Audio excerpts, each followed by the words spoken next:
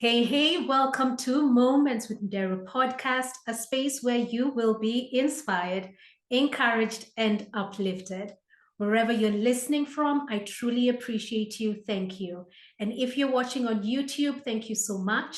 Hit that like button, hit subscribe, and share with someone. Today's guest is a strategic partnership specialist with over 20 years of experience co-creating with multi-sector partners in the areas of health and wellness, racial justice, education, gender equity, and community development in the US and throughout the world. With her South African sister friend, she co-founded Whose Stories Will We Hear, a project that aims to uplift stories of the African continent. She sees Whose Stories Will We Hear as a vehicle to help disrupt stereotypes and shift harmful narratives that many have of Africans and Africa. Welcome onto the show, Kathi. Thank you, Muthoni. It's so nice to be here. So to kick off this conversation, what's your earliest childhood memory? It's interesting when I think of my earliest childhood memory, it's not a single memory or a specific memory, but it's a memory. It's almost like I'm dating myself here, but like an old film strip, right? A reel of images that are all blended together in my mind. But the images are of gatherings and celebrations. So in my wider family, I am one of many cousins, and the aunties and the uncles, and anytime there was a birthday, there would be a birthday celebration, there would be a gathering. And if your birthday was near someone else's birthday, then it might be a joint celebration, and you would choose the flavor of the cake as the birthday, as the one celebrating the birthday, and everyone would gather, and there would be food and there would be conversation. But that's the memory that I have of those gatherings, and of the laughter, and of the celebration of others, and yourself when it was your own birthday. It's interesting how you mentioned that you see your life as a reel. For me, being having a background in film and television, it's so vivid. I just saw like an image of the film roll just unfolding and going backwards in time to your young self. So Kathi is growing up. She figures out that she wants to do X, but then life throws its challenges, and then she finds herself in this space of storytelling, and co-founding it with your sister friend. Take us through a journey.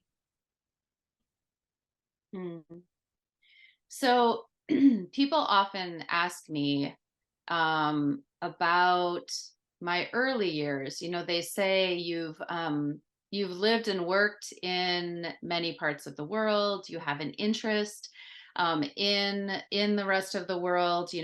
What is it? Did you travel quite frequently when you were a child? Was this a part of your life? Was there someone that you followed? And I try to think back to those early experiences, and I've shared these conversations with a cousin who's like a brother to me.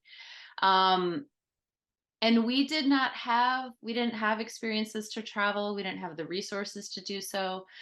We did not have exposure. I did not have exposure to, the world outside of my own, outside of, I grew up in the Midwest of the United States.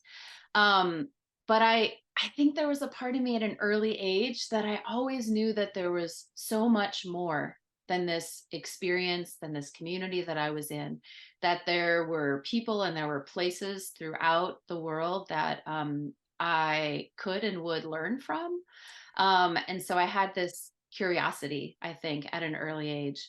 And a couple of years ago, I remember sharing with several friends and colleagues that at an early age, 9 or 10 years old, I wanted to be a travel agent. And at age 16, when I learned about diplomatic service, I said, I want to be a US ambassador. And reflecting on those interests and goals now, I don't think it was the actual job or role that I was interested in, but it was what those roles could do for others. And so a travel agent can give people the opportunity to have adventures and time together as a family and experiences. And I wanted to give that to others, even though I hadn't had it myself.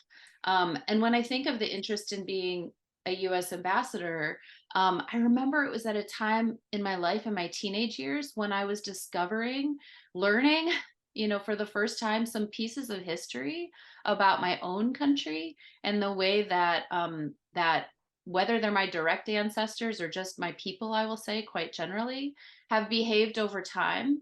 And I wanted to be a different kind of American. I wanted to represent a different mindset. I wanted to show the rest of the world that Americans can be kind and caring and compassionate and can think about themselves as followers rather than leaders.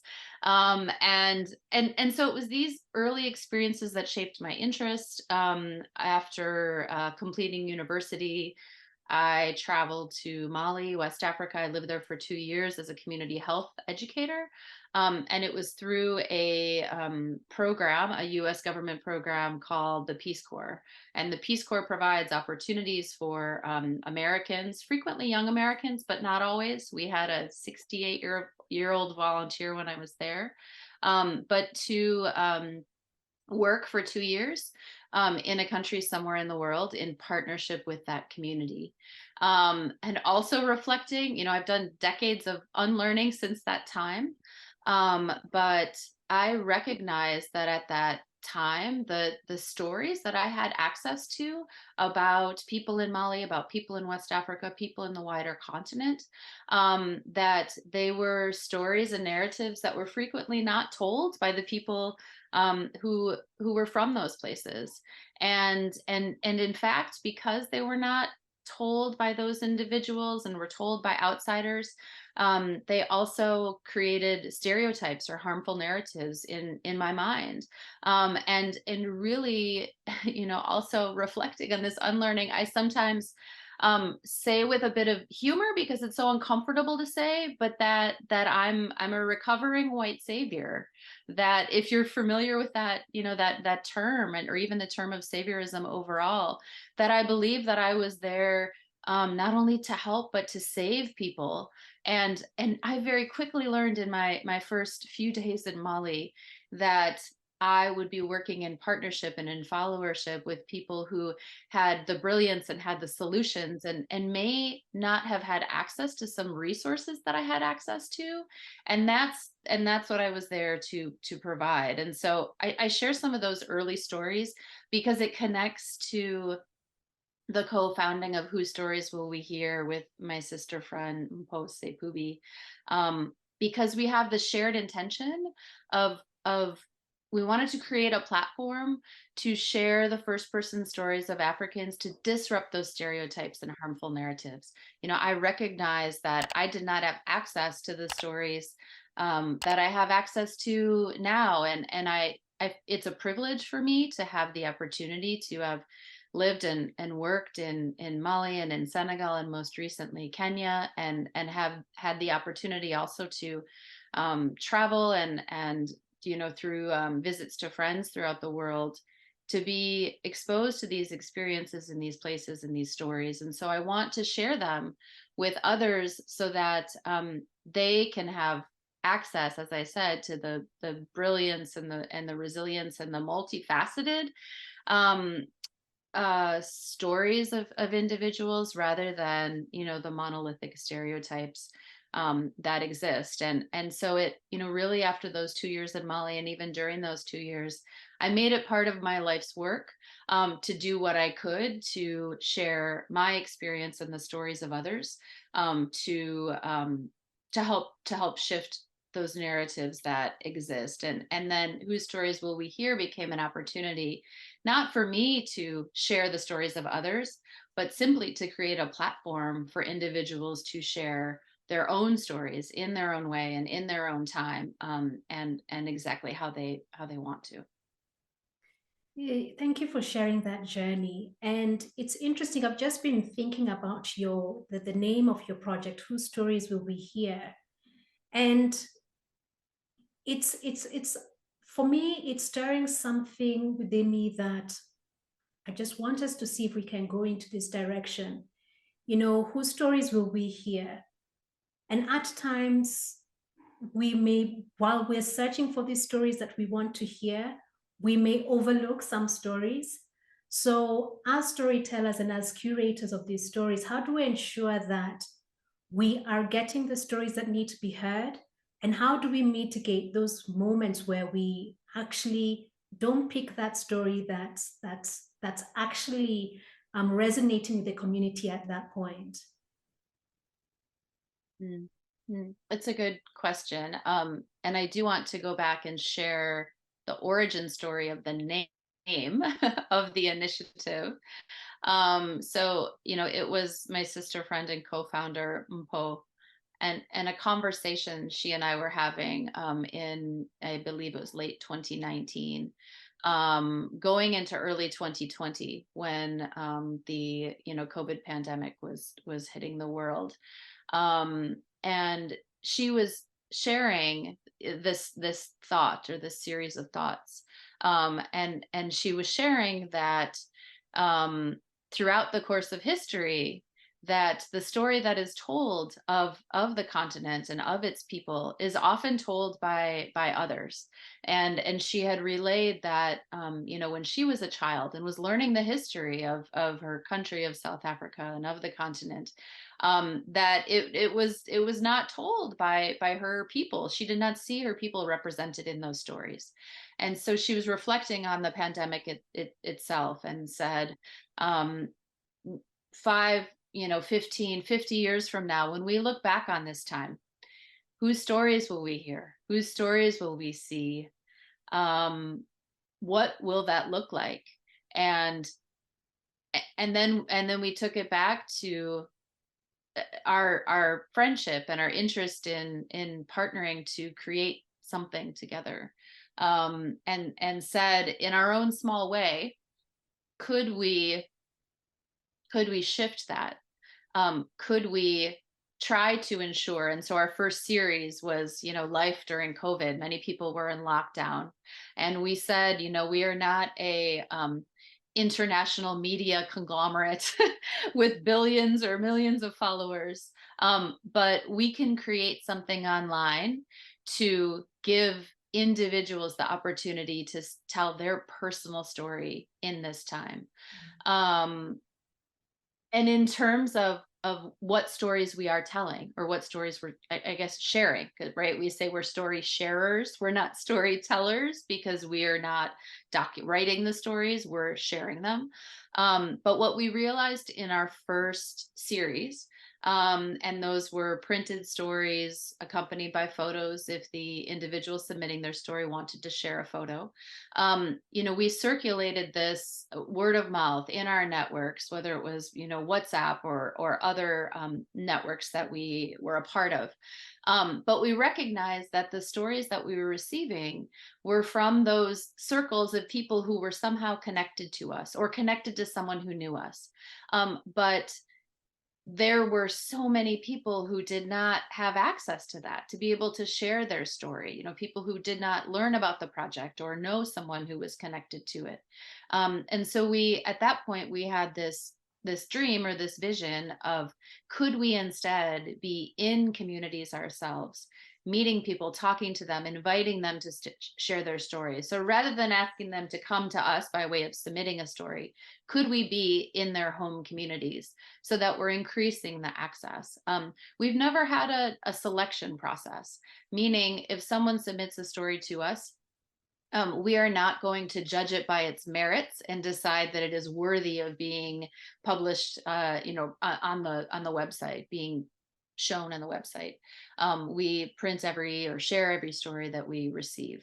But that vision, that interest led us to spend some time in Dakar in June of 2021, and then to think more specifically about a project to be in a place and really in communities, coming to people to increase access. And so our third series was the series in Kenya that features the stories of 23 women doing extraordinary things. And I hate to say ordinary women doing extraordinary things, because they're not ordinary, they're extraordinary women doing extraordinary things. But what we focus on are the untold stories. So I guess I will correct myself slightly and say that we have not rejected any stories, but we may have declined some opportunities to meet with someone. For example, someone who said, I know someone who is an author and a personality and a CEO, and here are all these links that you can learn about them. Maybe you should meet with them and tell their story. And we would say, we try to focus on the stories that have not been told or not been shared. And this individual seems to have had the opportunity to tell their story. So we're going to try to go a little bit deeper. And we reached out to our network of partners and colleagues in Kenya and said, do you know someone in your community who has a story to share that has not been told? And then we went to them. So we did document some stories in Nairobi, but we traveled throughout the country to go where people were. And we asked them, do you want us to come to your home, to your place of work? Do you want us to meet you somewhere in community? You tell us and we will follow you. So maybe that tells you a little bit more about how we approach things. It's so important, if we are curating stories for future generations, to tell the untold stories, because there's so much power in those stories. Because as you're saying, it's not an ordinary woman doing extraordinary things. She's already extraordinary. But unfortunately, the way society and the larger world, we want to focus on those stories that are blasted and are said over and over again. Yet that lady in Migori or that lady in Dakar is influencing her community. She's impacting lives, and those stories need to be told. So your younger self is seated across you right now. And, at times when we're younger, we are insecure, we have low self-esteem, and we don't know if we're going to have influence in whatever we're doing or have impact. How would you encourage your younger self and the listener who's young to just keep pushing on and to find the path that they were put on this earth to be on? So, goodness, I would have so much to tell them. And I also feel like, my younger self is inside of me. And sometimes my younger self is telling me today, the woman who will be 50 in about a month, I'm giving myself that advice. And that is to be vulnerable, that it's okay to be vulnerable. It's okay to not be okay, and to share that with others. And in fact, when I have shared my vulnerability with others, that is when connection happens. It's when relationships are built, when friendships are built. Someone shared with me a few years ago an article that they read about inviting someone into your home or your office or your space, whatever that space is. And the feeling that if someone's coming in, I need to tidy up. I need to put things in the right place. It needs to feel, perfect.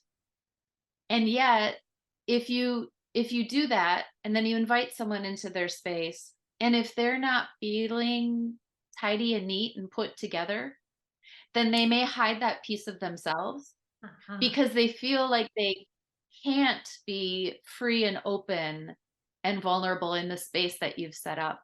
And so I think, that's a comment about physical space. Yeah. But then I think about the personal space, right? And part of it is this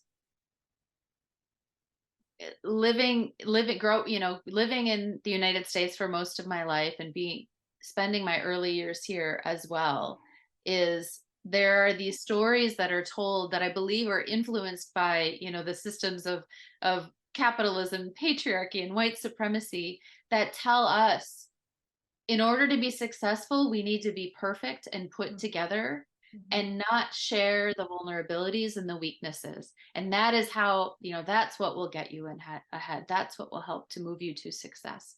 But it's actually the vulnerabilities and the reaching out for help and assistance that for me is where I've made not only the breakthroughs, but the most beautiful relationships and connections. That's beautiful. Vulnerability. And to just build on that, we also tell stories to ourselves as individuals. Like now, let's say we have met each other for coffee, and maybe you are having a hard day and you weren't really expressing yourself. So I'll go home and I'll create a story, and I'll be like, oh, Kathi probably didn't like my outfit. Or probably we start creating these stories in our minds, yet you are not thinking any of that. So how would you encourage someone to not take it personally and not to create a story out of things that are not true? Mm-hmm. Yeah, that's a really good point and a good question.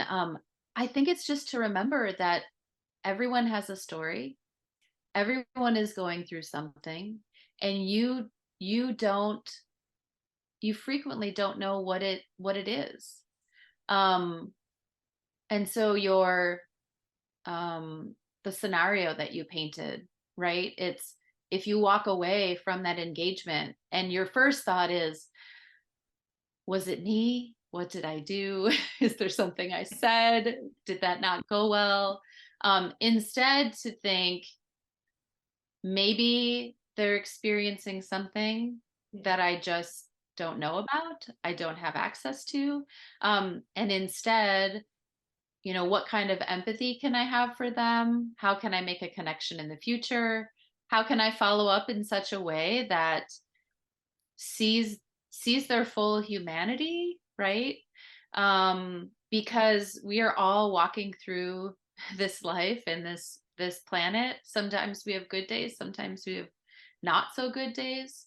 And I think just having that grace for one another, and it goes back to the grace for ourselves. Yeah. Yes, grace for ourselves and empathy. I think that's something that we can all learn to practice and improve on, and just give someone the room to be themselves and not live up to our expectations. It's not easy, but again, it just ties to empathy, and we're human beings and we're going through everything and anything under the sun. So we're gonna switch gears a little bit, and I'm gonna ask you random questions. Don't overthink it. What are you learning from your children?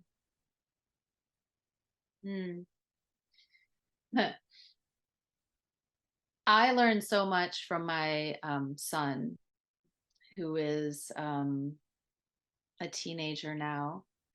He's an old soul. He's a beautiful soul. You mentioned empathy a few minutes ago. He's the most empathetic person I've ever met in my life. Frequently, when adults meet him for the first time, they at some point say to me, "You've done such an amazing job. Congratulations, you're raising such a wonderful child." And I will frequently say something similar, and that is, this child was born with these qualities. This is who he is. I have tried to support him and nurture him and provide a place of love and space of love and learning. But he helps me to be a better person every day. he's the one that asks me questions um, about situations in the world or about individuals, and he will ask the question or make the comment of, I notice someone behaving in a certain way, and I wonder what they're going through. I wonder why. I wonder what they're experiencing. Um,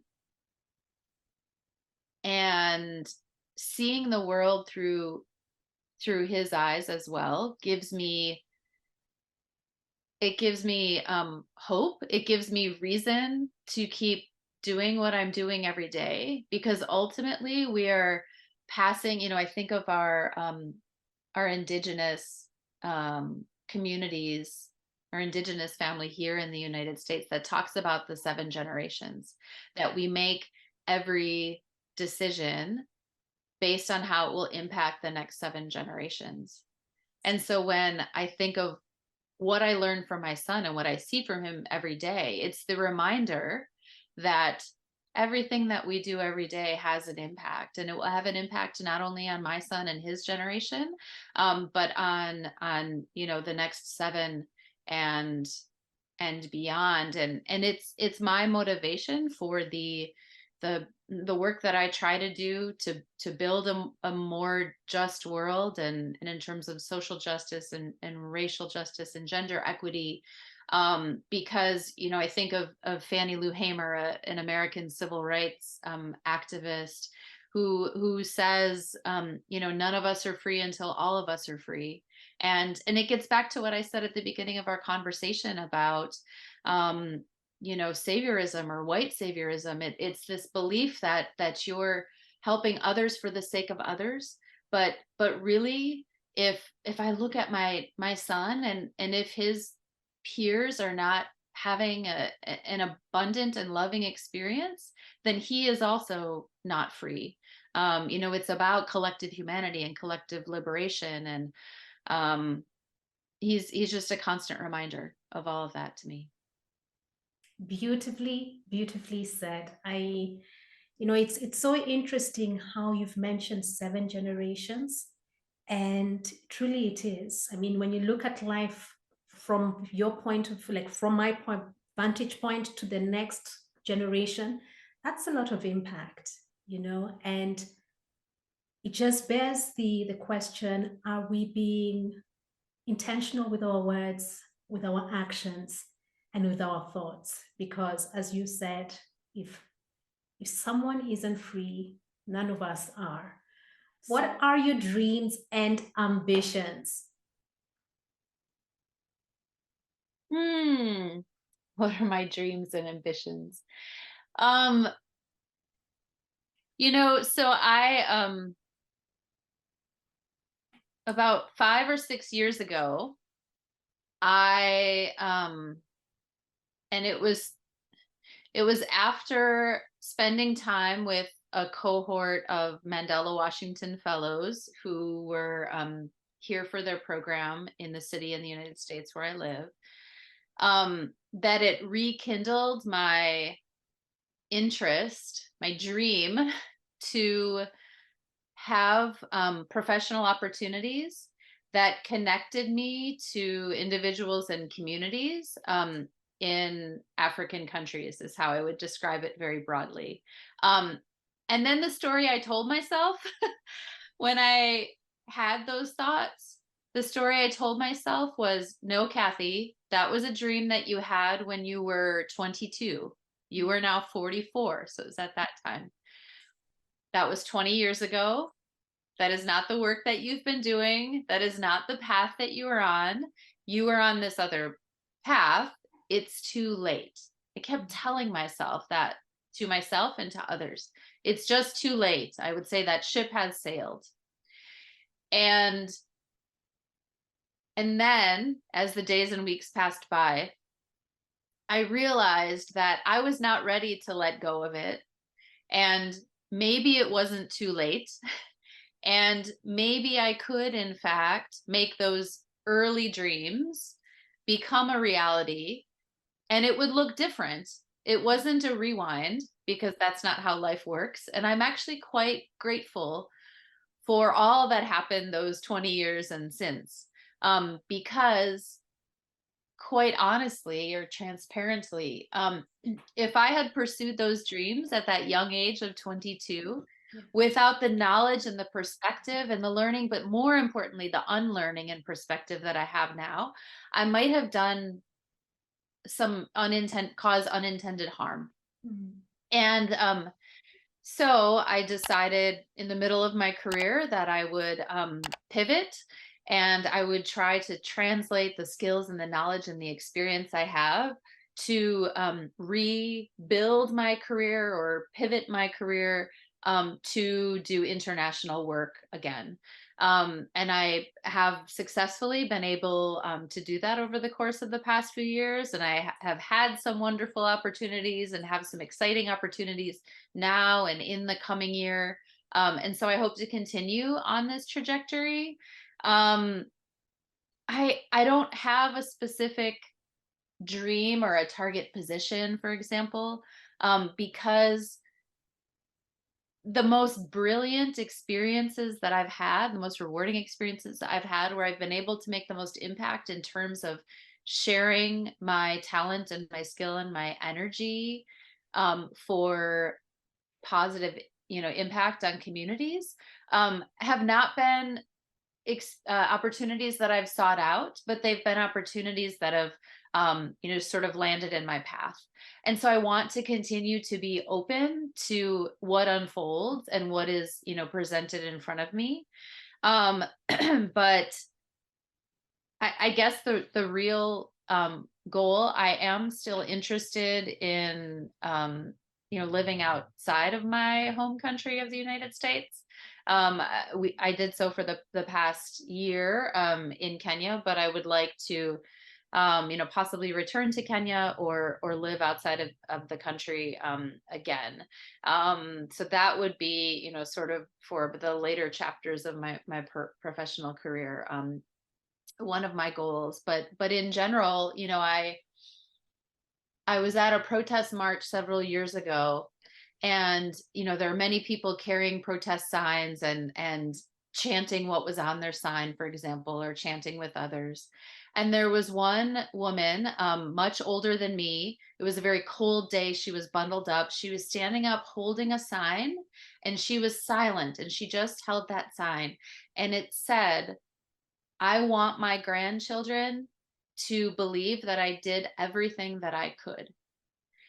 And so that is what I want. That, like, those are my dreams that that I had done, my dream is that I continue to do everything I can to use my my skills and my experience and my position and my privilege. I recognize that I have a privilege to sometimes access spaces or places that others cannot. And so if I can use that to help support others and to share and transfer resources that I have, then I will have fulfilled my dreams. So it's not a clear answer, but that's my answer.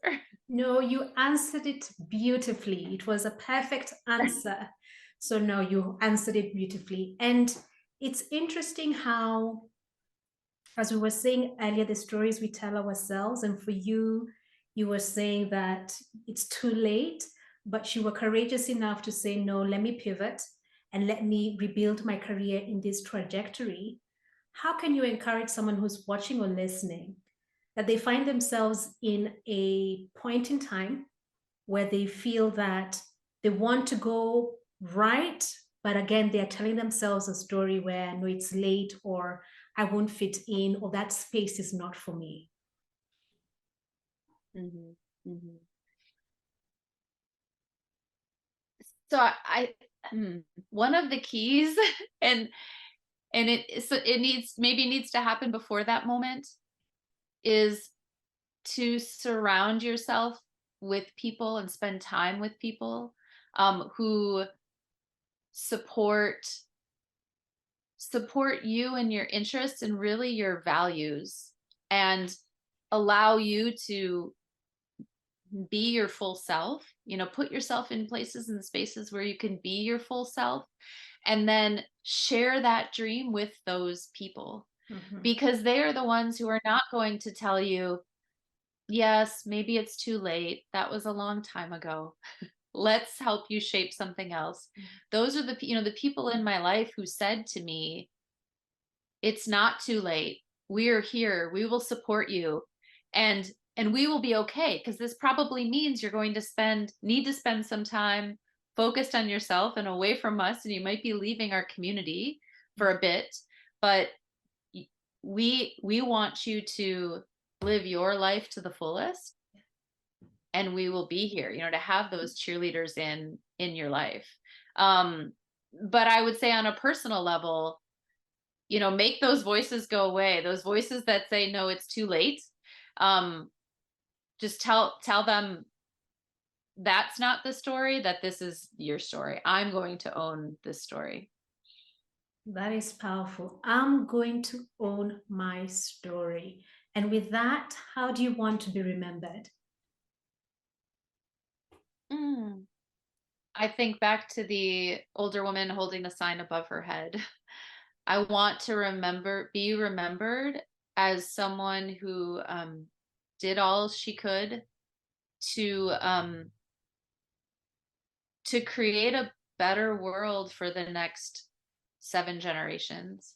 That she lived a life with intention and purpose, um, for others and for tomorrow.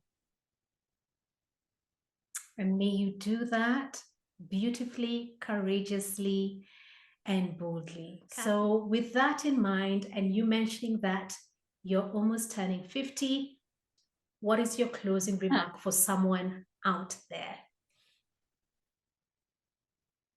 Hmm. What is my closing remark? I think my closing remark would be, don't be afraid of walking into a space or putting yourself into a space that you think you don't belong.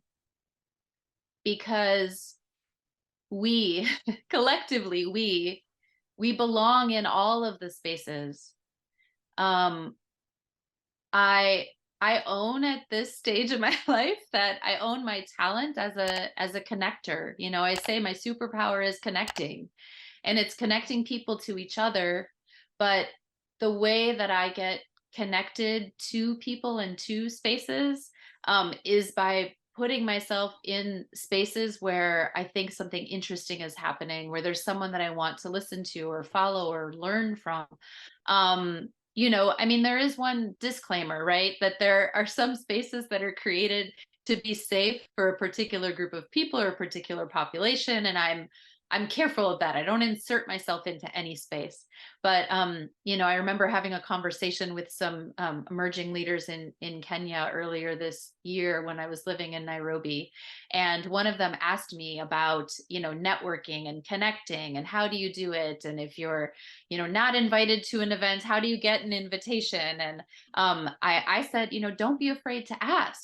Don't be afraid to request an invitation to be in a space that is of interest to you, because that curiosity and asking those curious questions and meeting individuals, I think people struggle. How do I walk up to someone and introduce myself and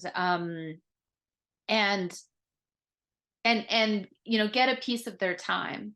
And I think it's just about valuing yourself and your worth, and not being afraid of those spaces, because they were created for us. They were created for you. Kathi, I want to appreciate you for coming onto the show. Thank you so much. Thank you so much for having me. It was so lovely to spend time with you. Yes. So, dear listeners, I hope you've picked something from this conversation. For me, the spaces that you want to enter in, enter them. You're meant to be in them. So step into them courageously and boldly. And if you don't know how to Figure out how to enter those spaces. It's okay to ask for help, and start surrounding yourself with people who believe in you. So until the next episode, continue being brave.